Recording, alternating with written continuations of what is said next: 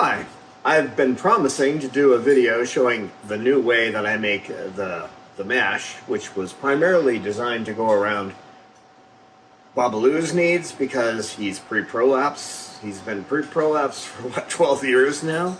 I mean, he gets a little messy, he has to have a stitch once in a while, but he's really survived a lot longer than most, and I attribute that to Dr. Jenkins, what he told me about what they need more exercise, which is flying, and they also need a lot of moisture in their diet. So this is a moist mix, and it contains lots of good stuff. Okay, right now you're going to see me prep the vegetables.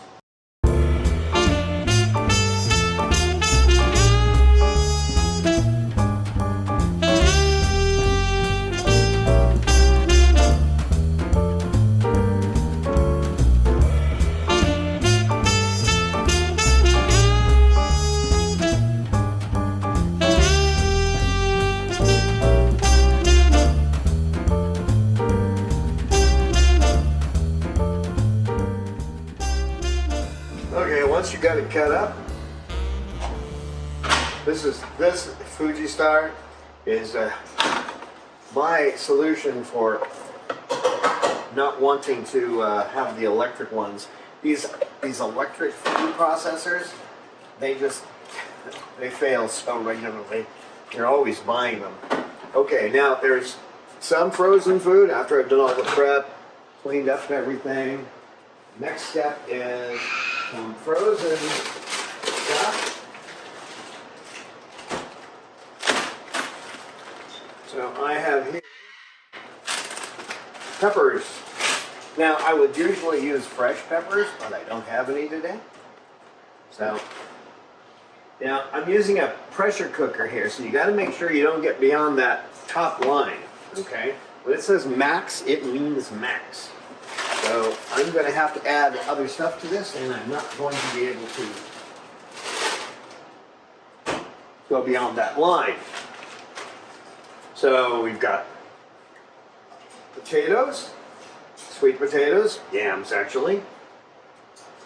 We have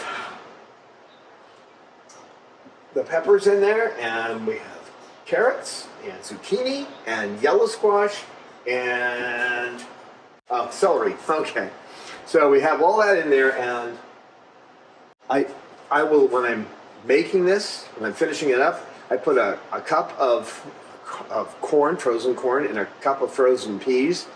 Your chances of getting something with disease are a lot less when you use the frozen stuff. Okay, so I do that at the end after I've done my preparation for the week. Then when I make the actual mash, I'll show you what I do. I add that in. So you put the quinoa, slide this out so I can get a measuring cup. It's nice to have one of these mobile tables. I got this one from Costco, and it's all stainless steel, so it's perfect for working in this environment. A cup of quinoa. This is the organic quinoa from Costco. Now, if you're going to pressure cook, keep in mind, this is a pretty full pot. So when you have a full pot, remember that you don't open the pressure cooker until it has released the pressure inside. Don't try to vent it either. That's not going to work.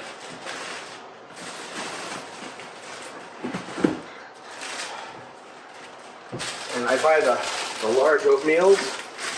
So again, this is Costco. And if you're one of those people who lives in the middle of nowhere and there's no Costco, I wouldn't call it nowhere, but you live out where there's not a huge city or whatever, Costco, you say like 100,000 people at least in the city. We're only 44, so we don't have one, but they will deliver it to you via UPS or FedEx, usually it's UPS. So I buy the oats in bulk, and I'll usually have some oats for breakfast too. Reason being, it's getting cooked anyway, right? So I'm mixing this all in. We'll see what our level is, if I can add anything else to this. There's a cup of oats in here, and there's a cup of quinoa.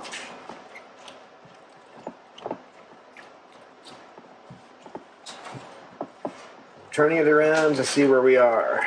Okay, we're pretty close to that level.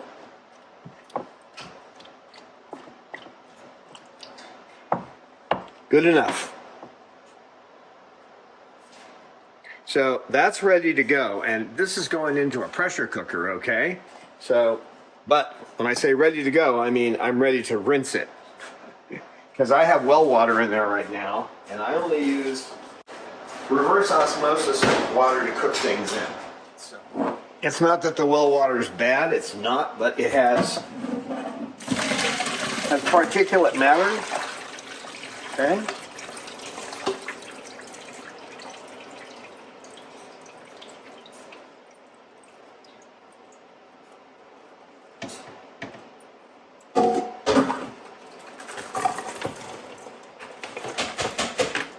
Of course, there's going to be a little trace of well water in there, but it's going to be mostly the reverse osmosis water going in here.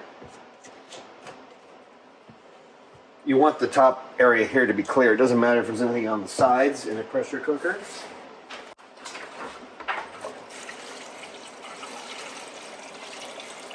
Fill the water level to where you're almost up to the top. And then the next thing I put in is the coconut oil. I use the virgin coconut oil from Costco. Yeah. So I'll put in a couple of scoops of oil, because this is good for them. They need some kind of oil. All right. It's not last. There, one more thing after this, but this is 160,000 heat unit cayenne pepper. Okay? You open that up and you start sneezing. That's because it's stronger than the stuff you spray into people's faces, but it's really good for them. And the only flavoring agent I use is cinnamon.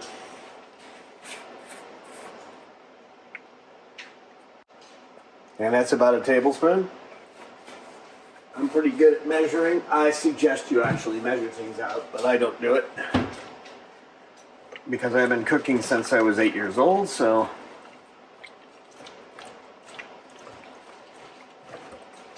So you mix it up.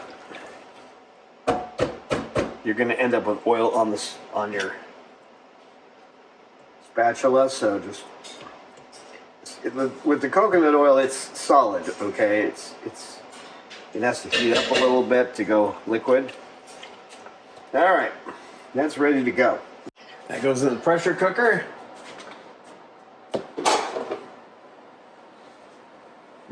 Make sure, I didn't show you that, but make sure you wipe the edge. You don't want anything going against the seal. Just drop it into the pressure cooker. Put the lid on. Make sure that the lid is in the airtight position. And I hit it with electricity. I tell it to pressure cook, and I drop it down to 17 minutes.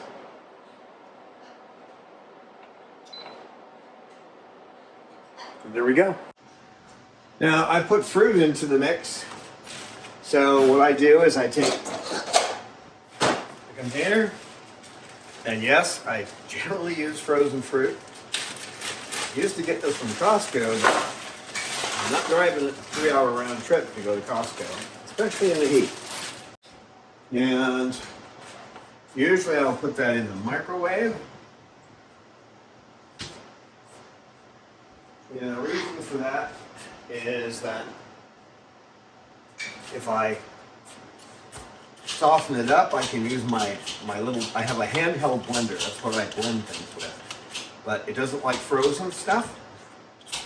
So, now, something else that's nice to put into there is fresh apple would be good. So, I'm going to add a fresh apple in there. Apple sauce is also good, but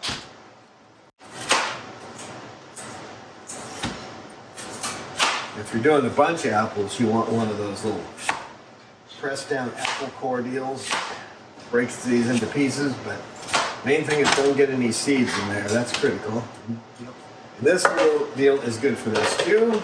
All you got to do is put a piece of apple in there and go that, that, that. You got apple. Now, you know apple's going to brown if you leave it out. So you want to scrape all the apple into something. And put some sure water on it to just let it, to keep it from browning too much. And here we are. We're going to make up something. Got to put a little water in it. No choice there. Oops.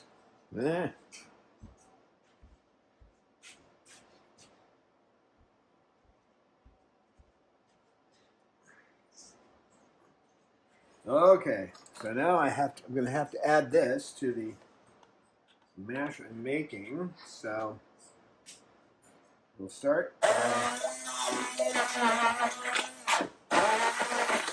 A deeper bowl is probably better, but you can see it better when I use a shallow one. Okay, well, doesn't matter if there's little pieces in it. Here's the mixture. I've added in the fruit. Now once this gets under 130 degrees, that's when I mix in the pellets, okay? So what I do, I have a NutriBullet. The only thing I use the NutriBullet for is this. Originally I had a great friend of mine give it to me to make smoothies and stuff, but you end up having to replace this unit far too often when there's liquids in there. If you do dry stuff in it, it'll last almost forever. So again, I have a wall switch. A wall switch. Well, that's grinding up. Pour some of this in here. Exactly measurement.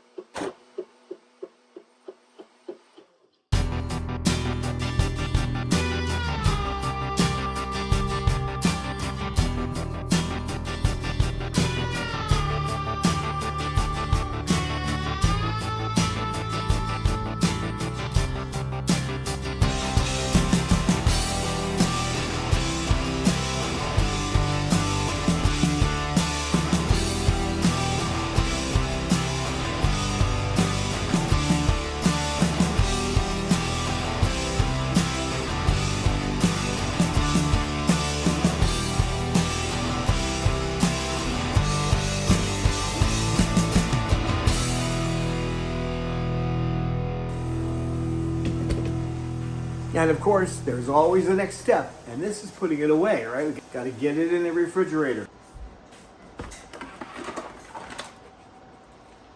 So I'm just going to scoop this stuff out. Now, I'm not going for accuracy on the first. Got a bunch of it to do like I do. You don't go for accuracy first, right? You just want to get some in each of the bowls.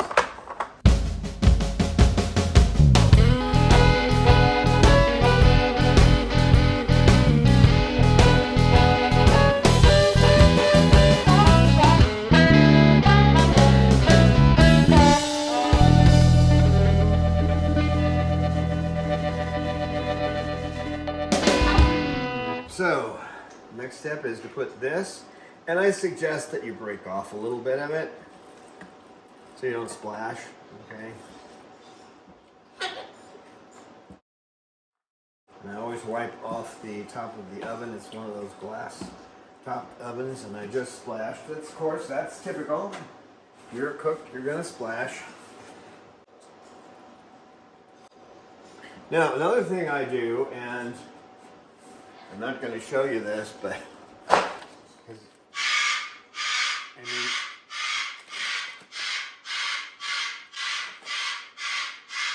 you can buy beans already cooked, but I mean, it's ridiculous. If if you do because it's so expensive. And if you're buying water, you know, buy the beans dry and make them yourself. But this is black beans and pinto beans. All right, let's fire this up.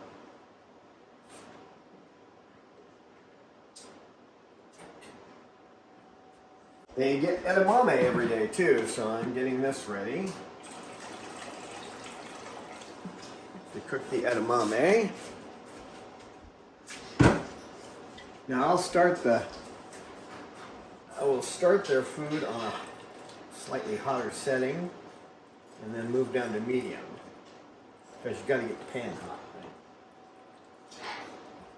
And don't have it all the way up on high, have it intermediate, at 3/4. I use stainless steel, can't use Teflon. Can't do it. I use stainless steel, so it's going to stick to the bottom if I'm not careful. So you want to heat quickly for about 2 or 3 minutes and then drop it down. This lovely little thing is a birdie biscuit, or a birdie bread, however you want to call it. That's enough for 12 right there. Keep an eye on this. Okay, that's ready to go. That's why I had this open, so I wouldn't have to do that. That's ready to go. In goes the corn. Well, I guess I should show it to you. It's the corn and peas.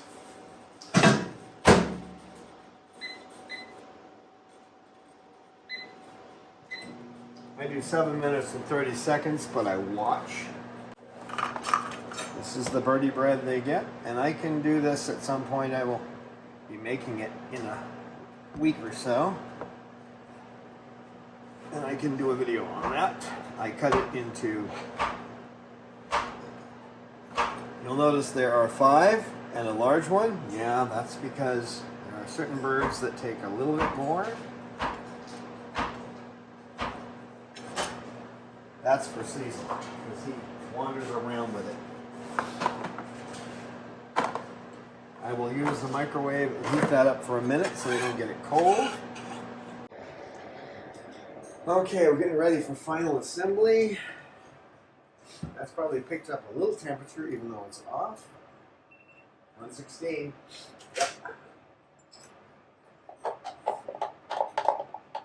And there's our peanut butter sauce. A little bit of peanut butter on the top of the biscuit. They eat the biscuit. That's how it works.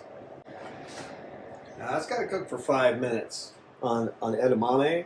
About 5 minutes cooking like that. I will generally cook it for about 5 minutes and then just turn it off and let it sit in the hot water. Here we go. Just about. It's looking steamy in here, so I know I've reached boiling point. Now, if it's boiling, you don't need to use the, and you never know. Sometimes it boils, sometimes it doesn't. It's a microwave. So I'm going to go over to the sink and just drain this. Of course, you can use the water elsewhere too.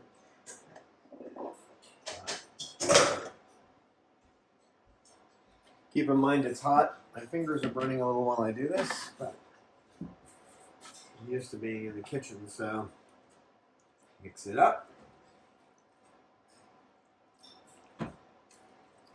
Next step is peanut butter. You'll see I use a popular brand. I use Skippy, creamy. It's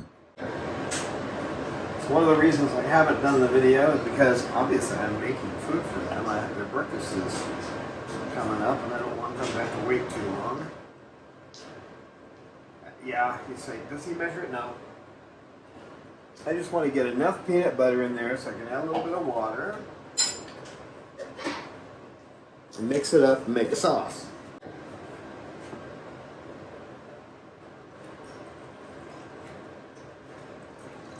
Almost cover, but not quite.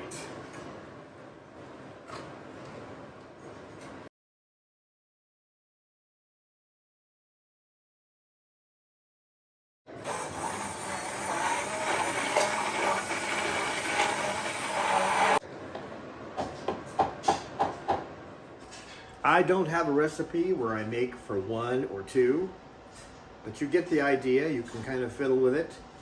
If you really want me to try to do it for a lesser, show you how to do it for 1 bird, I can do that at some point. If I get enough requests, I'll do that, okay?